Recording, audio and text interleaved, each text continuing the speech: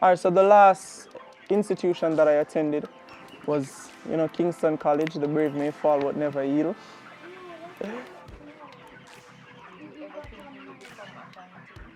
Yeah, I had it in my, intentions from a younger age because majority of my family are farmers. A few of them are entertainers. So that's how the whole farming and entertainment thing, you know.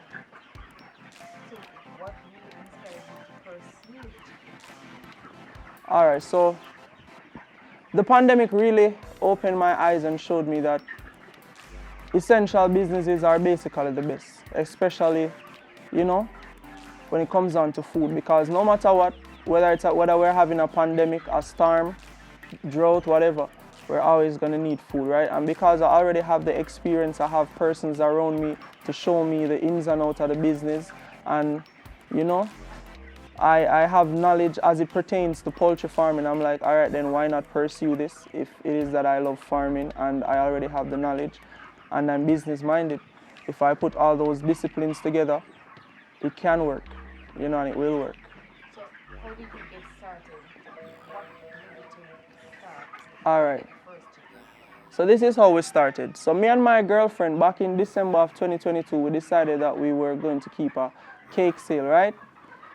We kept the cake sale. Cake sale went well, and we were there wondering what we were going to do with the profit. At that point, we didn't have, nothing about. We didn't have the idea of poultry farming in mind at the time. But we just knew that we didn't want to waste the money.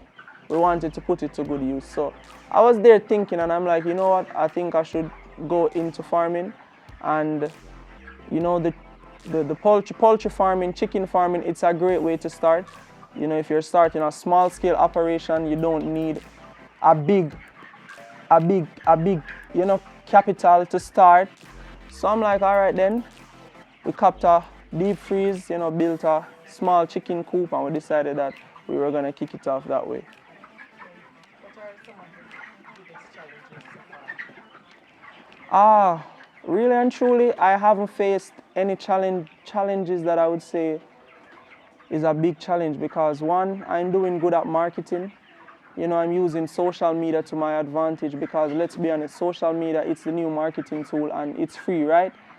So gone are the days when you have to, not saying you can't, but gone are the days when you had to like print business cards, because if you should print a business card, maybe only 5-6 persons will see it, right? But if I should make a TikTok, 200, 300, even 1 million persons can see that video.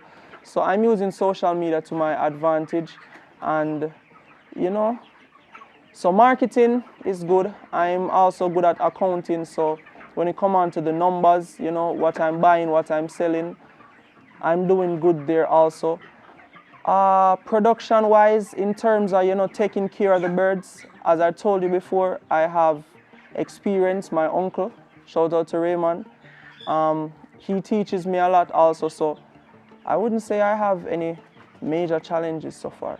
Haven't stumbled upon any hurdle that I have failed to overcome.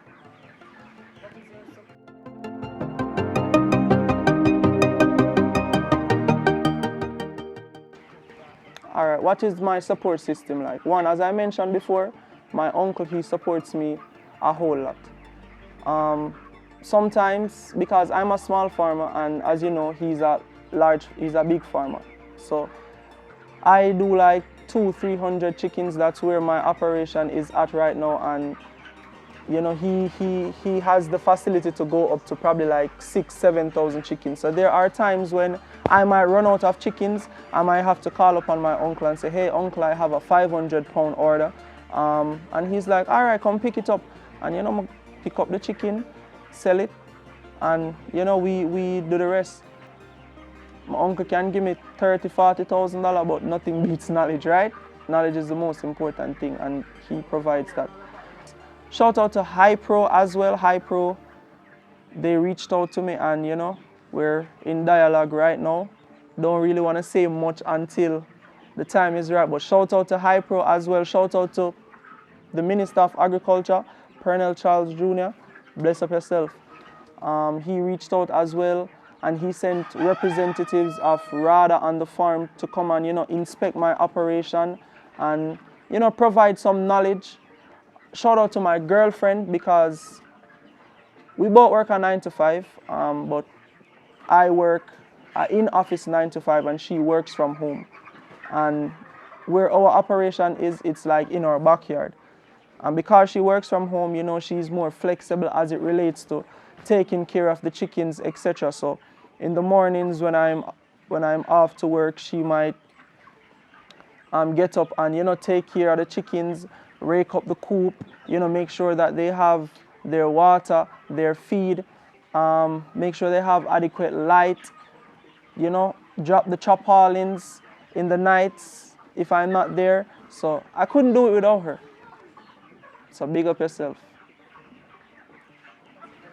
What are your future plans? All right, so my plan for growth. So by December, I tell myself that I should be up 700, 800 chickens, right? Right now on the farm, I have like 200 on my farm right now, and I'm planning to go to 700. But in order to grow, you know that you have to put systems and measures in place to facilitate the growth, right? So I'm planning on building a second coop, planning on building a slaughterhouse and a storage facility to store my feed, etc. And with the help of budding farmers, Hypro, the minister and the Ministry of Agriculture, I know, and my girlfriend as well as my uncle, I know that I can get there in, the time frame that I have planned. What are your long-term goals? All right, so the long-term goals for my farm is to not only do poultry, but to diversify into livestock farming in general. So cattle, pigs, goats, and layer as well, because the egg market is very big and the population is going up, and kids love eggs, right? So that's a market that I'm considering as well. And also to make my farm and my produce a household name, and I want to target a retail market as well, because I have some wholesale customers, but I want to target some retail market in terms of, people homes, supermarkets where people go to shopping for their homes, probably a meat shop, probably a mobile meat shop. So I'm planning to take it to another level. It's not just a backyard farming that I'm considering. And of course, we're budding farmers and we love to watch things grow. My name is Cleo Jones and you're watching Budding Farmers Grow Zine. Until next time, peace.